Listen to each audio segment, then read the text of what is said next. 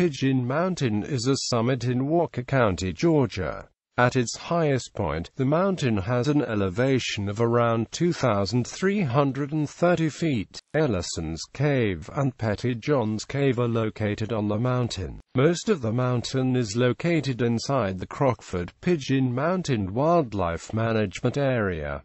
Name origin: Pigeon Mountain may have been named because the peak's outline resembles a pigeon, or because settlers saw a large flock of pigeons there. Geography: Pigeon Mountain is located to the west of Lafayette, Indiana, the Cumberland Plateau. At its highest point, the mountain has an elevation of around 2,330 feet. The mountain runs in a northwest-southwest direction for about 10 miles, joining with Lookout Mountain on the southwest and enter form a V-shape. Between Pigeon and Lookout Mountains is a valley called the Millmore Cove. The Tennessee Valley Divide crosses the western side of the mountain. Most of Pigeon Mountain is located inside the Crockford-Pigeon Mountain Wildlife Management Area, maintained by the Georgia Department of Natural Resources. Several caves are located on Pigeon Mountain, including Ellison's Cave and Pettyjohn's Cave. At the top of the mountain is Rocktown, a free-face rock climbing area.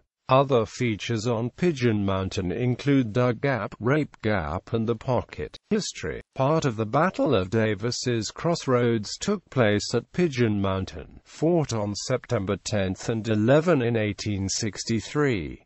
During the battle, Union forces under James S. Negley intended to cross Pigeon Mountain to capture Lafayette. However, upon learning about how Confederate soldiers were concentrating at Dug Gap, Negley decided to withdraw his troops back to Davis's Crossroads.